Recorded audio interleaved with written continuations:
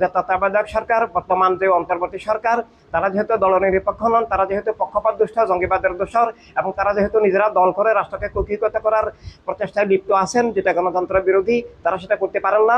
তাই তারা অবিলম্বে নির্বাচন দিয়ে তারা যেন দূরে সরে যান। এটা রাষ্ট্র রক্ষার্থে অবশ্যই জরুরি প্রয়োজন। এটা শুধু আমাদের দলীয় স্বার্থ নয়, রাষ্ট্র, গণতন্ত্র, মানবাধিকার, ধর্ম রক্ষার্থে অবশ্যই নির্বাচন দিয়ে তাদেরকে দ্রুত প্রস্থান করা অবশ্যই জরুরি। আর সেজন্য আমরা এই বছরের মধ্যে নির্বাচন চেয়েছিলাম। আমাদের পরবর্তীকালে আরো 5-6 মাস পরে বিএনপি সহ অন্যান্য বর্তমানে নিবন্ধিত 49টা দলের মধ্যে 35টা দলই বর্তমানে ডিসেম্বরের ভিতরে অর্থাৎ এই বছরের মধ্যে নির্বাচন চাচ্ছেন। কিন্তু আমরা দেখলাম প্রধান উপদেষ্টা জাপানে গিয়ে বললেন যে একটা মাত্র দল নির্বাচনে চাই। এই কথাটা মিথ্যা। এই কথাটা দেশের রাজনৈতিক পরিস্থিতি, সব দলের অবস্থান সম্পর্কে তার অজ্ঞতার পরিচায়ক।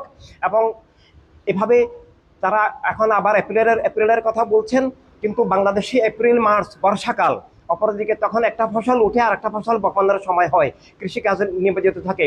মার্চ এপ্রিলে এসএসসি এবং এইচএসসির পরীক্ষা থাকে, অপরদিকে এপ্রিলে রমজান শুরু হবে। তাই এপ্রিল নির্বাচনের জন্য কোনো মতেই উপযুক্ত নয়, অবাস্তব। কারণ তখন আবার আমরা মনে করছি যে তারা এপ্রিলে যখন বাস্তবে নির্বাচন সম্ভব হবে না, তখন আবার রেট পিছিয়ে আবার পরবর্তী ডিসেম্বরে নিয়ে যাবেন। এইভাবে বিভিন্ন চক্রান্ত করা হচ্ছে। বিভিন্ন দলকে, তাদের পোষা দল এবং জঙ্গিবাদ, মৌদুদিবাদ ইত্যাদিকে মানে নির্বাচনের সুযোগ দেওয়ার জন্য, নির্বাচনী প্রস্তুতির জন্য এবং অন্যান্য আমাদের দাবি দেওয়া, জনগণের দাবি দেওয়াকে ধ্বংস করে রাষ্ট্রকে দলীয়করণ, কুক্ষিগত করার জন্যই তারা নির্বাচন নিয়ে এই ধরনের একটা মানে গণতন্ত্র বিরোধী, অধিকার স্বাধীনতা হরণকারী, দেশ রাষ্ট্র ধ্বংসাত্মক প্রচেষ্টায় লিপ্ত আছেন বলে আমরা মনে করি। তাই আমাদের দাবি, এবং আরো 34টা, আমরা সহ 35টা নিবন্ধিত রাজনৈতিক দলের দাবি হচ্ছে এই বছরের মধ্যে যেন অবিলম্বে নির্বাচন দেওয়া হয়। একই সাথে ইনসানিয়ত বিপ্লবের দাবি যেন ডিজিটাল নির্বাচনের ব্যবস্থা করে সব নাগরিকের ভোটাধিকার নিশ্চিত করা হয়। প্রথমত, কোনো অন্তর্বর্তী সরকার, তত্ত্বাবধায়ক সরকার, অনির্বাচিত সরকার, অসাংবিধানিক সরকারের কোনো নীতিগত সিদ্ধান্ত নেওয়ার অধিকার নাই। দ্বিতীয়ত, এটা অধিকারের যেমন বহির্ভূত, তেমনভাবে মানবিক করিডোর, এই কথাটা একটা মিথ্যা কথা। এটা মানবিক করিডোর নয়, এটা মিলিটারি করিডোর, এটা সামরিক করিডোর, এটা রাষ্ট্রীয় স্বাধীনতা, সার্বভৌমত্ব বিরোধী করিডোর। এটাকে রাষ্ট্রকে যুদ্ধের মুখে ঠেলে দেওয়ার এবং আন্তঃরাষ্ট্রীয় একটা ষড়যন্ত্রের মধ্যে ঠেলে দেওয়ার সামিল বলে আমরা ইনসানিয়ত বিপ্লব মনে করি, এবং মনে করার মতো যথেষ্ট কারণ এবং যুক্তি রয়ে গেছে।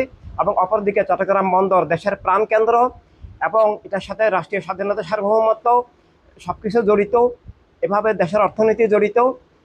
এই বন্দরকে যদি কোনো বিদেশি শক্তি, বিশেষভাবে মার্কিন যুক্তরাষ্ট্র, যারা আজকে গাজায় গণহত্যার সমস্ত অস্ত্র ওরাই সরবরাহ করছে এবং সারা বিশ্বে মুসলমানদের বিরুদ্ধে যুদ্ধ, মানবতার বিরুদ্ধে যারা যুদ্ধ করছে, এই সন্ত্রাসী রাষ্ট্র আমেরিকার একটা কোম্পানির হাতে চট্টগ্রাম বন্দর ছেড়ে দেওয়া, এটা রাষ্ট্রীয় স্বাধীনতা, সার্বভৌমত্ব পরিপন্থী। এটা রাষ্ট্রকে ধ্বংস করা এবং বাংলাদেশকে একটা উপনিবেশে পরিণত করা। এবং এখানে মার্কিন সেনাবাহিনী আসবে এবং এই কোম্পানির নামে মার্কিন গোয়েন্দা লোকেরা আসবে এবং রাষ্ট্রের বিরুদ্ধে, দেশ এবং গণতন্ত্রের বিরুদ্ধে ওরা ষড়যন্ত্র করবে, রাষ্ট্রকে একটা করগ্রাহ্য উপনিবেশে পরিণত করবে। সেটা আমরা দেশের স্বাধীনতা, সার্বভৌমত্ব এবং ধর্ম এবং জীবনের স্বাধীনতায় বিশ্বাসী কোনো নাগরিক কোনো উপায় মানব না। আমরা প্রাণের বিনিময়ে হলেও এই ধরনের রাষ্ট্রীয় স্বাধীনতা, সার্বভৌমত্ব পরিপন্থী, ধর্ম পরিপন্থী, জীবন পরিপন্থী, অধিকার স্বাধীনতা হরণকারী রাষ্ট্রকে বিকিয়ে দেওয়ার এই ষড়যন্ত্রকে আমরা অবশ্যই আদর্শিকভাবে আমরা প্রতিরোধ করে যেতে বাধ্য হব।